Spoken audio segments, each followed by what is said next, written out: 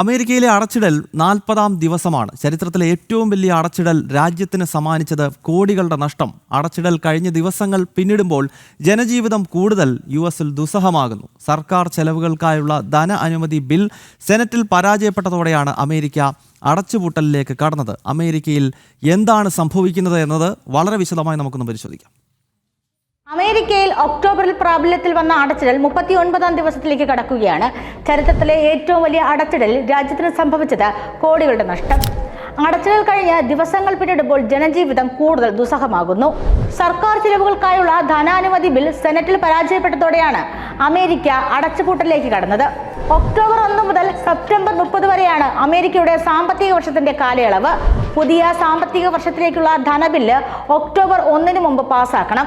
എന്നാൽ ആരോഗ്യരംഗത്തെ ഫണ്ട് വിനിയോഗങ്ങളുമായി ബന്ധപ്പെട്ട തർക്കങ്ങളെ തുടർന്ന് ഇത്തവണ ഭരണപക്ഷ റിപ്പബ്ലിക്കൻ പാർട്ടിക്കും പ്രതിപക്ഷമായ ഡെമോക്രാറ്റുകൾക്കും സെനറ്റിൽ സമവായത്തിലെത്താൻ കഴിഞ്ഞില്ല. ഇതോടെ പ്രതിസന്ധികൾക്ക് തുടക്കമായി. ഇരു കൂട്ടരും എന്ന് സമവായത്തിലെത്തുമെന്ന കാര്യത്തിൽ ഇതുവരെ തീരുമാനമായിട്ടില്ല. അടച്ചുപൂട്ടലിന്റെ ഭാഗമായി ഭൂരിഭാഗം സർക്കാർ സേവനങ്ങളും നിർത്തിവച്ചിരിക്കുന്നു. നിലവിൽ 1.4 മില്യൺ ഫെഡറൽ ജീവനക്കാർ ശമ്പളമില്ലാതെയോ അവധിയിലോ ജോലി ചെയ്യുകയാണ്.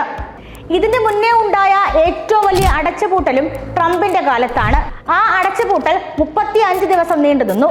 അമേരിക്കൻ രാഷ്ട്രീയത്തിൽ ബജറ്റ് തർക്കങ്ങൾ സർവ്വസാധാരണമാണ്. 2025 ജനുവരിയിൽ അധികാരത്തിൽ തിരിച്ചെത്തിയതിനു ശേഷം ട്രംപ് ഫെഡറൽ ജീവനക്കാരുടെ എണ്ണം ഗണ്യമായി വെട്ടിച്ചുരുക്കിയിരുന്നു. ഇതുകൊണ്ട് തന്നെ നിലവിലത്തെ അടച്ചിടൽ ജോലി സ്ഥിരമായി നഷ്ടപ്പെടുമോ എന്ന ആശങ്കയിലാണ് ഭൂരിഭാഗം ജനങ്ങളും. അടച്ചിടൽ ആരംഭിച്ചതിനു ശേഷം അമേരിക്കയിൽ സാധാരണക്കാരുടെ ജീവിതം താറുമാറായി. ജീവനക്കാരുടെ ശമ്പളം മുടങ്ങി. എയർ ട്രാഫിക് കൺട്രോളർമാരുടെയും എയർപോർട്ട് ജീവനക്കാരും ശമ്പളമില്ലാതെയാണ് ജോലിയിൽ തുടരുന്നത്.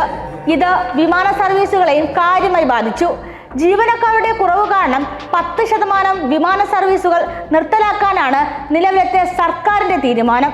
ഇത് രാജ്യത്തെ 40 എയർപോർട്ടുകളെയെങ്കിലും കാര്യമായി തന്നെ ബാധിക്കും. പ്രതിദിനം 100 കണക്കിന് വിമാന സർവീസുകൾ റദ്ദാക്കുന്നതിലേക്ക് കാര്യങ്ങൾ എത്തിച്ചു കഴിഞ്ഞു. ഇത്രയധികം വിമാന സർവീസുകൾ റദ്ദാവുന്നത് അമേരിക്കയിൽ പതിവുള്ളതല്ല. സർക്കാർ സേവനങ്ങളെ ആശ്രയിക്കുന്ന ചെറിയ വരുമാനക്കാരും അടച്ചുപൂട്ടലിന്റെ പ്രതിസന്ധിയിലാണ്. അമേരിക്കയിൽ 8-ൽ ഒരാൾക്ക് സപ്ലിമെന്ററി ന്യൂട്രീഷൻ അസിസ്റ്റന്റ് പ്രോഗ്രാം വഴിയുള്ള ഭക്ഷ്യസഹായത്തെ ആശ്രയിച്ചാണ് ജീവിക്കുന്നത്. ഫണ്ടിംഗ് നിന്നതോടെ ഇക്കാര്യവും പരുങ്ങലിലാണ്. രാജ്യത്ത് ആർക്കും വിശന്നിരിക്കേണ്ടി വരുന്നില്ലെന്ന് പ്രസിഡന്റ് ട്രംപ് വിശദീകരണം നൽകുന്നുണ്ടെങ്കിലും കാര്യങ്ങൾ കുറെ കൂടി വഷളാവുകയാണ്.